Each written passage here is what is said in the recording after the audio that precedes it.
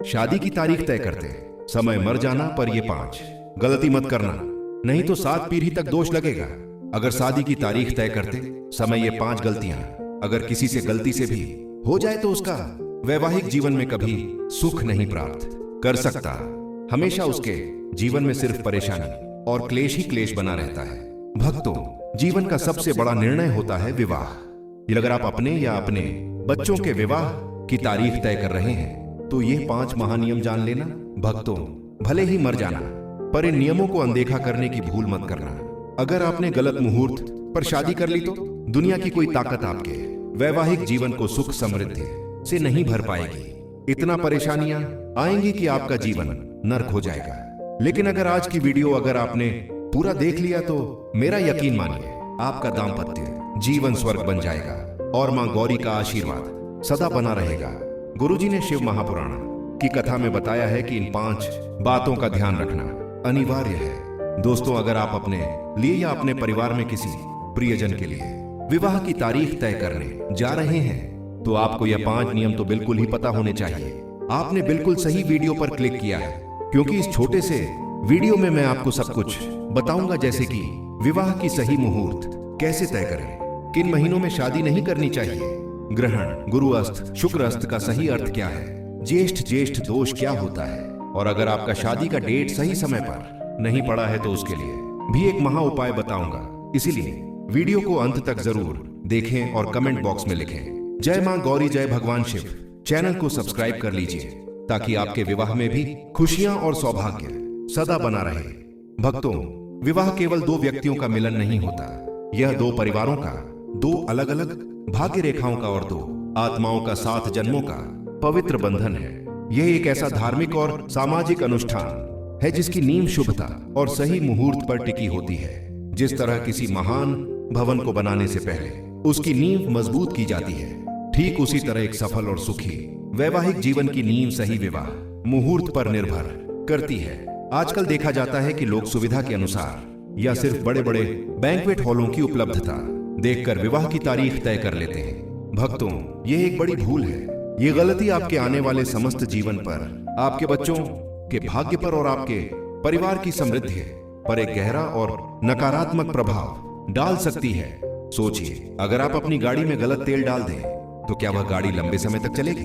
नहीं, वह कुछ दूर चलेगी और फिर धोखा दे जाएगी। ठीक इसी तरह अगर विवाह जैसे महासंस्कार में मुहूर्त की शुद्धता और ज्योतिषीय नियमों का पालन नहीं किया गया तो दाम्पत्य जीवन में कलह, रोग, आर्थिक संकट और यहां तक कि विवाह टूटने जैसी भयानक स्थितियां भी आ सकती हैं। भक्तों, मैं आपसे सच कहता हूं, भले ही आपके पास दुनिया का सारा धन दौलत हो, लेकिन अगर आपके वैवाहिक जीवन में सुख और शांति नहीं है तो वह धन किसी काम का नहीं है। सच्चा सुख केवल एक खुशहाल परिवार में ही मिलता है और इसकी शुरुआत सही मुहूर्त से होती। भक्तों, इसीलिए आज मैं आपको ज्योतिष शास्त्र और हमारे प्राचीन ग्रंथों में वर्णित विवाह की तिथि तय करने के 5 महानियम बताने जा रहा हूं। ये नियम इतने सरल हैं कि इन्हें एक साधारण व्यक्ति भी आसानी से समझ सकता है, लेकिन ये इतने चमत्कारी हैं कि इनका पालन करने वाला हर दंपति मां गौरी और भगवान शिव का विशेष आशीर्वाद प्राप्त करता है।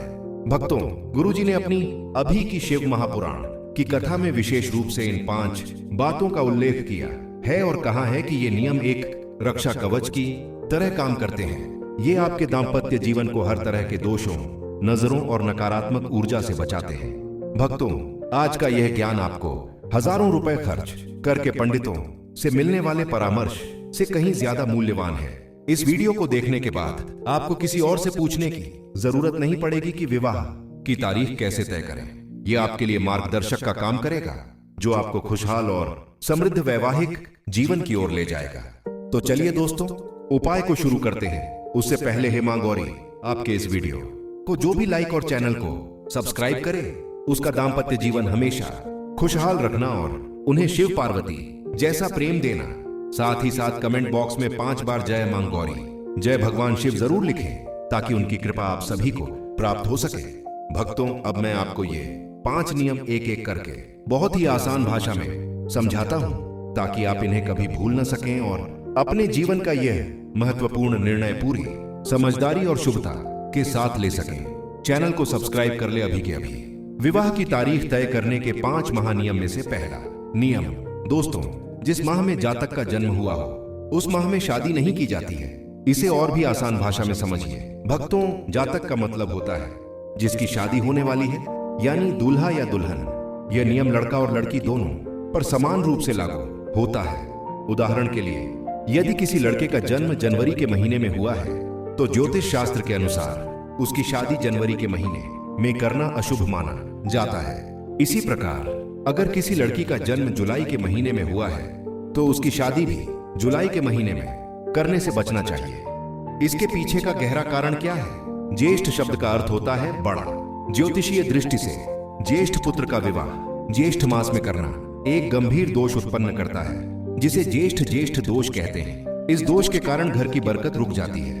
विवाह के बाद धन का अपव्यय बढ़ जाता है और नव दंपति को आर्थिक तंगी का सामना करना पड़ सकता है। कुछ प्राचीन ग्रंथों में यह भी उल्लेख है कि यह दोष परिवार के मुखिया पिता के लिए स्वास्थ्य संबंधी कष्ट या मानहानि का कारण बन सकता है। ज्येष्ठ पुत्र को जीवन में अत्यधिक संघर्ष करना पड़ता है और उन्हें अपनी मेहनत का पूरा फल नहीं मिल पाता। भक्तों, इस नियम का पालन करना वंश की वृद्धि और परिवार की समृद्धि के लिए अति आवश्यक है। अगर आप अपने परिवार की नींव मजबूत रखना चाहते हैं तो इस नियम को कभी ना भूलें। नियम 4, सूर्य ग्रहण और चंद्र ग्रहण वाले माह के पहले के 3 माह और बाद के 3 माह शादी नहीं करनी चाहिए। इसे आसान भाषा में समझिए। भक्तों, यह नियम आपके दाम्पत्य जीवन के लिए एक महासुरक्षा चक्र है। इसका पालन करना सर्वोत्तम माना गया है। सबसे पहले पंचांग में आने वाले सूर्य ग्रहण और चंद्र ग्रहण की तारीखें देखिए। फिर जिस महीने में ग्रहण हो उसके 3 महीने पहले और 3 महीने बाद तक विवाह की तिथि भूल कर भी न रखें। जैसे कि अगर जुलाई में ग्रहण पड़ रहा है तो अप्रैल, मई, जून पहले के 3 माह और अगस्त, सितंबर, अक्टूबर बाद के 3 माह में विवाह की योजना बनाने से बचें। इसके पीछे का गहरा कारण क्या है? ग्रहण का समय अत्यधिक नकारात्मक और अशुद्ध माना जाता है। इस अवधि में पृथ्वी पर एक अदृश्य ऊर्जा का दबाव होता है। ग्रहण के दौरान ब्रह्मांड में राहु और केतु का प्रभाव बढ़ जाता है, जो नकारात्मक ऊर्जा का संचार करते हैं। इस समय में किया गया विवाह नव दंपति के बीच मानसिक अस्थिरता, छोटी छोटी बातों पर झगड़े और अवसाद का कारण बन सकता है। यह दोष सबसे गंभीर रूप से संतान प्राप्ति में बाधा डालता है या संतान को स्वास्थ्य संबंधी समस्याएं दे सकता है। विवाह एक नई शुरुआत है और इसे नकारात्मकता से भरे समय में शुरू करने से इसका आधार ही कमजोर पड़ जाता है। भक्तों, अगर आप अपने वैवाहिक जीवन को आध्यात्मिक शक्ति से सुरक्षित रखना चाहते हैं तो इस 6 महीने की अवधि को पूरी तरह से टाल दें। नियम 5, गोचर में जब गुरु और शुक्र तारा अस्त हो तब भी शादी नहीं की जाती है। इसे आसान भाषा में समझिए। भक्तों, यह नियम मुहूर्त की शुद्धता के लिए सबसे निर्णायक नियम है। इसके बिना कोई भी विवाह मुहूर्त अधूरा माना जाता है। बृहस्पति और शुक्र ग्रह को विवाह का आधार स्तंभ माना जाता है। जब ये दोनों ग्रह सूर्य के बहुत करीब होने के कारण आकाश में दिखाई देना बंद कर देते हैं तो उसे तारा अस्त होना कहते हैं। तारा अस्त होने का मतलब गुरु अस्त के समय में गुरु की शुभ शक्ति क्षीण हो जाती है। शुक्र अस्त के समय में शुक्र की सौंदर्य और प्रेम देने वाली शक्ति क्षीण हो जाती है। ज्योतिषीय सिद्धांत के अनुसार जब ये शुभ ग्रह अस्त होते हैं तो इनकी शुभ किरणें पृथ्वी पर नहीं पहुंच पाती। तारा अस्त होने पर किया गया विवाह सौभाग्यहीन माना जाता है। इसमें नव दंपति को धन, प्रेम और सम्मान की प्राप्ति कम होती है। गुरु अस्त में शादी करने से संतान सुख में बाधा आती है और पति पत्नी के बीच आध्यात्मिक जुड़ाव कम होता है। शुक्र अस्त में शादी करने से प्रेम और भौतिक सुख की कमी बनी रहती है। शास्त्रों में स्पष्ट कहा गया है कि अस्त तारे में किए गए शुभ कर्मों का न्यूनतम या शून्य फल प्राप्त होता है। भक्तों, इसलिए विवाह की तारीख फाइनल करने से पहले किसी विद्वान पंडित से पंचांग में गुरु और शुक्र की गोचर स्थिति की जांच जरूर करवा लें। यह आपकी 7 जन्मों की खुशियों का प्रश्न है। अंतिम निवेदन और गुरु मंत्र।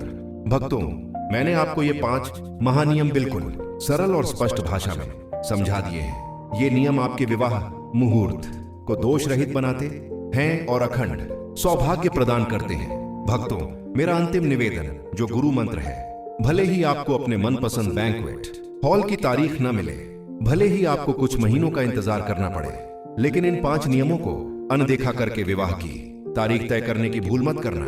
शुभ मुहूर्त का पालन करके किया गया विवाह आपके जीवन को खुशियों और समृद्धि से भर देगा। याद रखिए, शुभस्य शीघ्रम, यानी कि शुभ कार्य जल्द करना चाहिए, तभी सत्य होता है जब वह कार्य शुभ मुहूर्त में किया गया हो। कमेंट बॉक्स में जय मां गौरी जरूर लिखें और अपनी राशि भी कमेंट करें, ताकि हम आपकी राशि के अनुसार आपके विवाह के लिए सर्वोत्तम शुभ मुहूर्त की जानकारी बता सकें। धरोहर ज्ञान चैनल को सब्सक्राइब करें और इस वीडियो को अपने सभी मित्रों और संबंधियों के साथ शेयर करें जो विवाह की तारीख तय कर रहे हैं, ताकि हर कोई इस अनमोल ज्ञान का लाभ उठा सके और अपने दांपत्य जीवन को शिव पार्वती के आशीर्वाद से भर सके। जय मां गौरी, जय भगवान शिव। आपका दांपत्य जीवन मंगलमय हो। धन्यवाद। धरोहर ज्ञान चैनल से जुड़ने के लिए आपका बहुत बहुत आभार।